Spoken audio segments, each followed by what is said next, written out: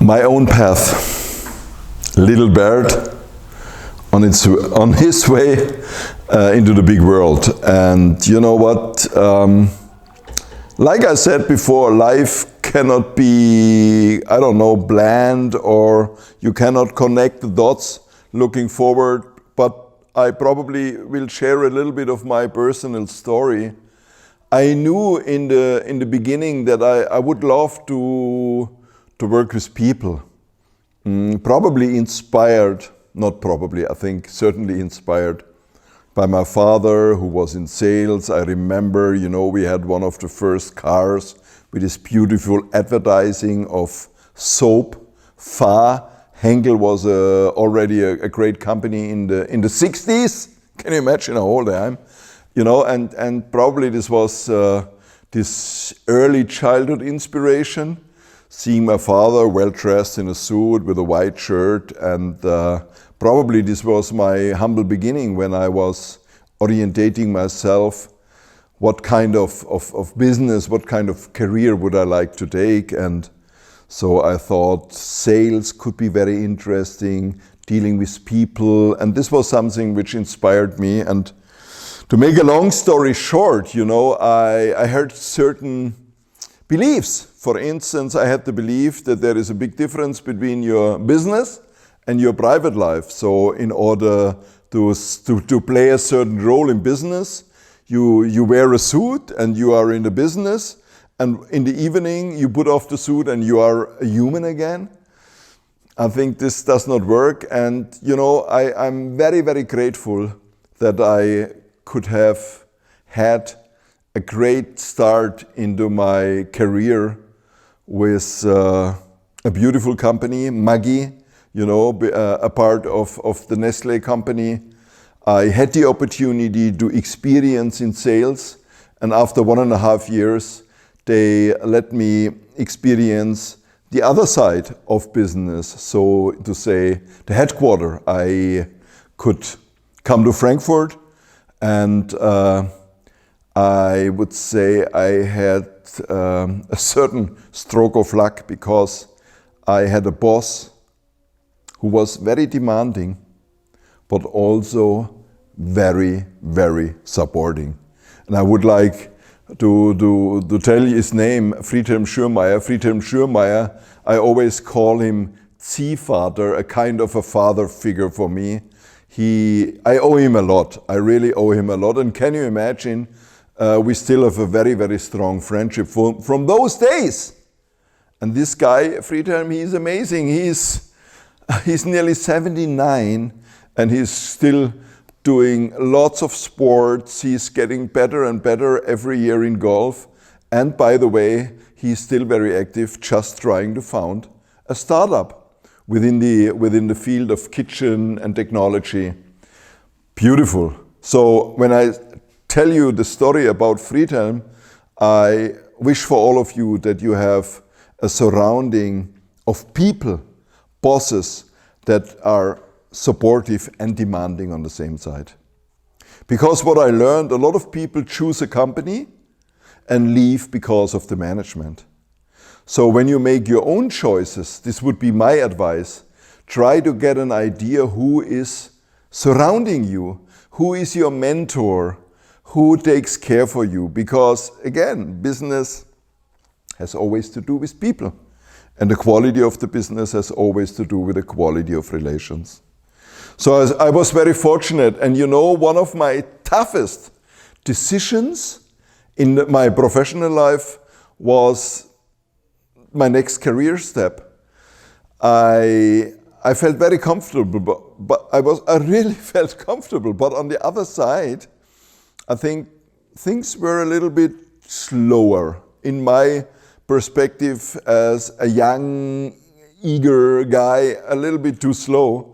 And I had the opportunity to switch from the so-called German, fast-moving consumer good industry into an US-American fast consumer industry. And I became already a young manager with a lot of responsibility, because I became the first promotion manager within the company, which name was Richardson Wick, who nowadays, which nowadays belongs to Procter & Gamble.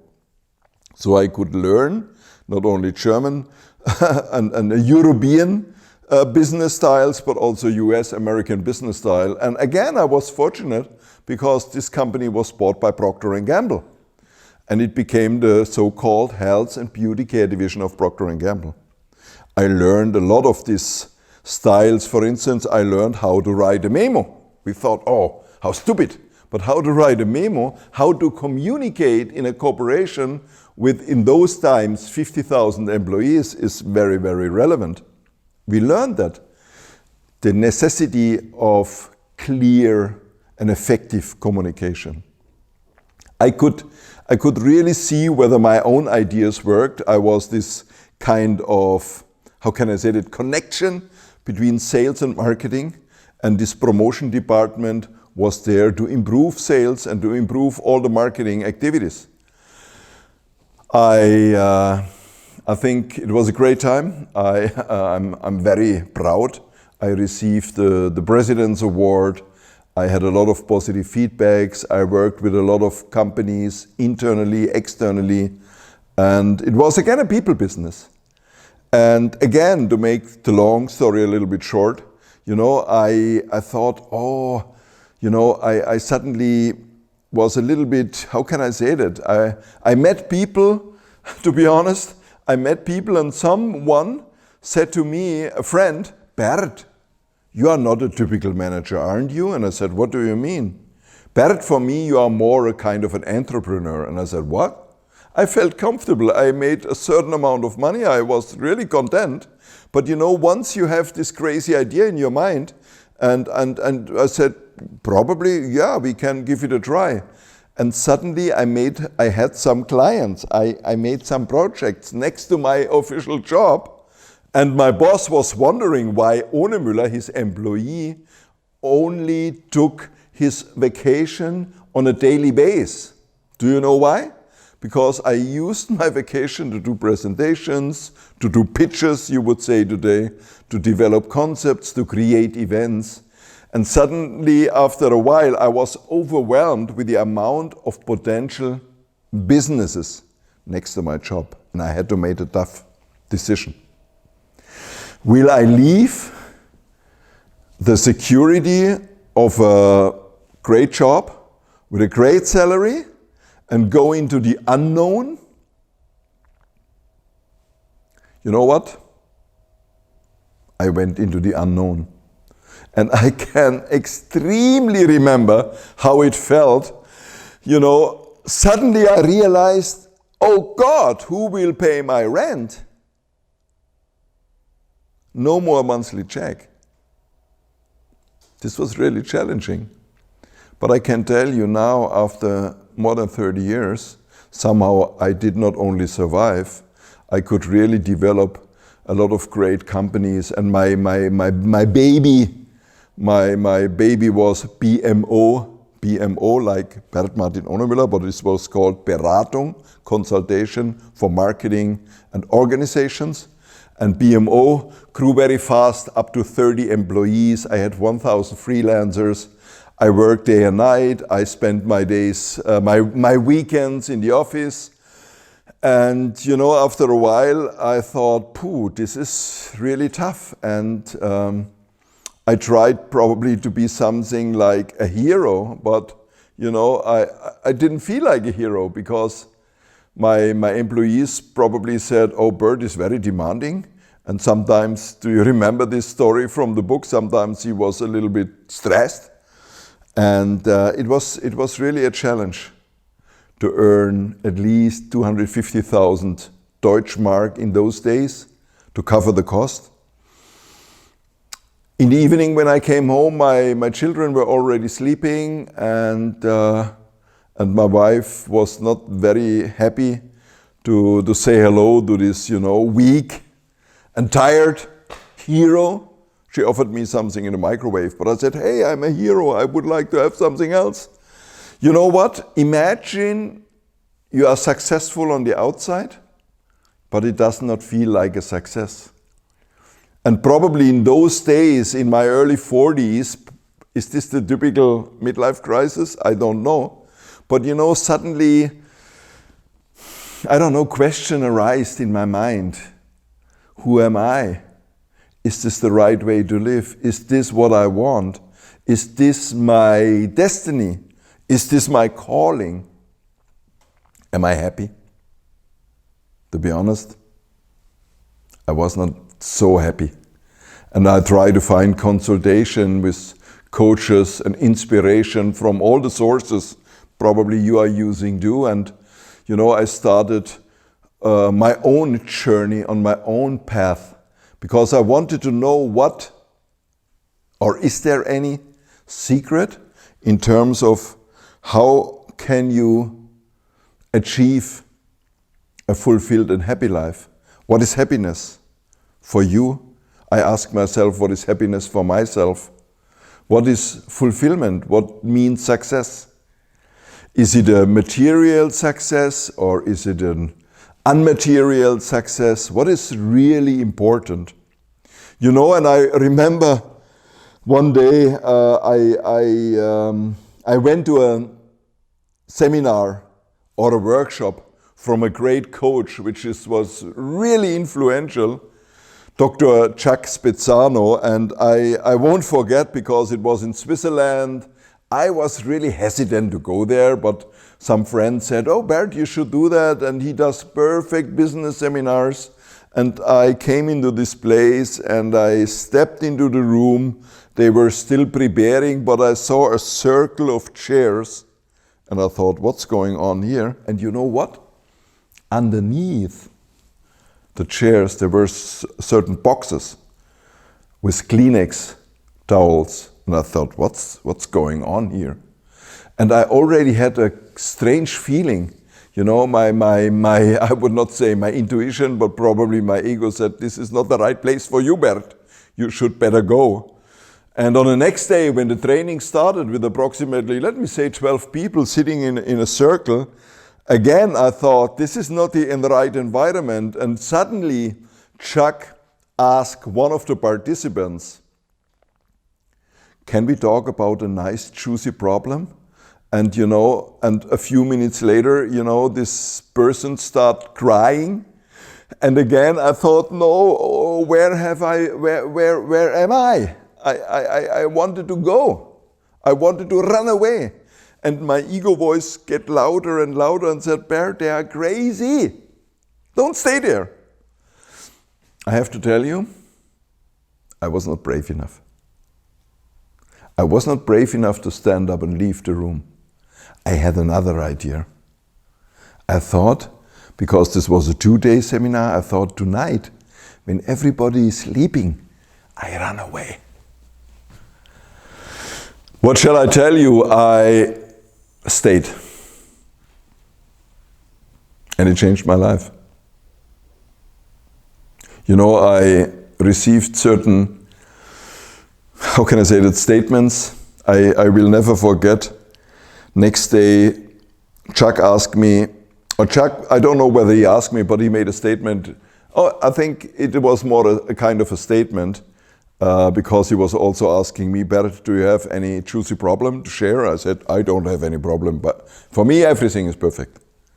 And I talked about my business, my career. You know, I was this typical guy. Yeah, you know, it must be a little bit harder. It must be a little bit tougher. And sacrificing is a great idea. You know what he said?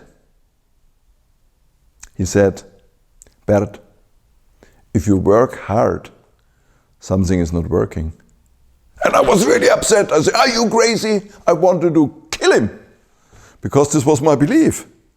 You have to work hard in order to achieve something. What do you believe?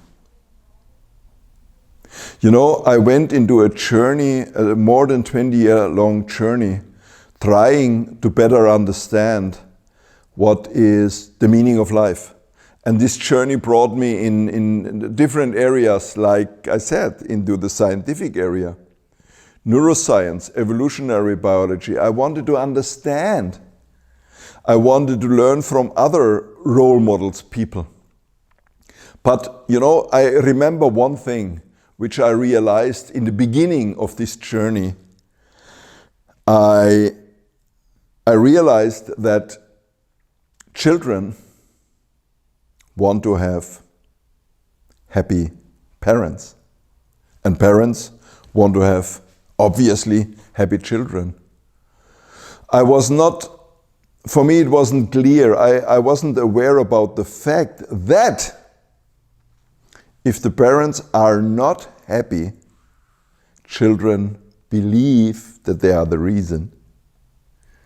And we did a lot of family therapeutical work, and this was really something which grabbed totally my attention, because I asked myself, what kind of idea about life do I subconsciously communicate to my children? Is this a beautiful life?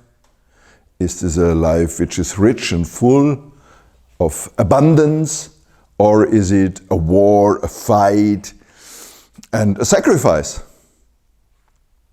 And you know what? I reflected, and I can tell you I changed a lot. I changed my business model. I focused more on the things I like to do and less on the things I don't like to do. I have to admit I lost some business, but I gained fulfillment and happiness. And one thing which I'm very proud about is the fact that, you know, in those days I had a vision, I had a dream, and I told myself, Bert, what I wish for myself is that when my children are grown-ups, adults, that they still like to spend time with their family, with their parents, and with their daddy. And I can tell you, this is still true. We have a strong family bonding. We spend a lot of time. We have a lot of fun. We enjoy time being together, and I'm really a proud father of my 4 children, and I think this is one of my great achievements. And you know what? When we start trusting our heart, when we start trusting the process, and when we do little baby steps into the inner calling, into the right direction, things unfold. And sometimes when I look back, I think I'm a kind of a living proof that miracles are possible. In the right moment, you will always meet the right people. And suddenly I was a founder of a water company, Oviva, and a few years later I met a crazy guy, Achim Fringes, who brought this idea of neuromerchandising. I spent a lot of time in foreign countries. What was really impactful for me was, you know, a couple of years ago when I wrote this very personal book, with all the doubts every author has, and I thought, oh, probably nobody will read it, throw it away. And nowadays, the book is translated already in 4 languages. And what has had the biggest, how can I say that, impression, if I can share this little story, was, you know, the fact that this book is also available in a different culture, in the Persian culture, and it is available in Farsi. Because of a coincidence, I met another crazy guy in Amsterdam late 2015, Omid Asghari, and you know what this young man told me? I did not believe. He said, one day I bring you to Tehran. One day I translate your book into Farsi. And I said, okay, let him speak. But you know, 2 years later, I was in Tehran. And 3 years later, the book was there. And now we are here. Now we have a great friendship, cooperation, and business. What I want to say with that, however, you know, challenging life is, it is very, very challenging, and I'm still, you know, I cannot tell you what is the right path for you, but I can give you some hints. And all I want to do is to remind you and probably remind myself about a lot of things we simply have forgotten. I can't tell you anything new. And this is again, I think, a little principle. Live your life with a positive attitude. Be open-minded. Do little baby steps. One bold decision, one bold step at a day. And be surprised by what is happening. And once again, if I may share that, if you are in a decision-making process, I said earlier that our life is always the result of our decisions, and I hope we make good decisions. And if we don't make good decisions, I hope we have a great learning. Because either we learn or we win. But anytime you do a decision, be very honest to yourself. Honesty to yourself is really a great advice. What do I mean with that? I mean when it is not a yes, when it comes to a decision, when it is not a clear yes, don't do it. I can tell you, I had a lot of situations when I had to make a decision. I made decisions, also it was not a clear yes, and I always had to pay a lot of penalty, so to say. It was always a disaster. So once again, I'd like to say thank you for listening to my story. You know, I see my personal calling in trying to inspire people, reminding who they are. And sometimes I say, do not believe anything I tell you, just feel where is a resonance, what resonates with you. And you know, once there is a resonance, you have to do your own development. Nobody can do it. Nobody can make the steps for you. I think we are all more or less students at this big university, which we call the University of Life. And I am still a humble student, but I am curious and I am enthusiastic and I like to learn because I know this little secret. Curiosity keeps us young. And probably we can finish with this idea. Stay hungry, stay foolish, stay young, stay curious. And you know, this is also a beautiful insight from neuroscience. Our brain, our system can take any challenge in any age. What it needs is a fertilizer. And the name of the best fertilizer of the world is called, you know the label? Do you know this label on the best fertilizer? What is the brand? What is the brand name? Passion. It says passion on the label. And live a life full of passion and share the passion. And you know what? When you sometimes think, oh no, I'm too old. No. I would like to share another quote from an unknown person who told me once, it's never too late to have a happy childhood. So once again, thank you for your patience. Thank you for listening. Let's rock the world and leave it in a better condition than we have found it. Thank you so much.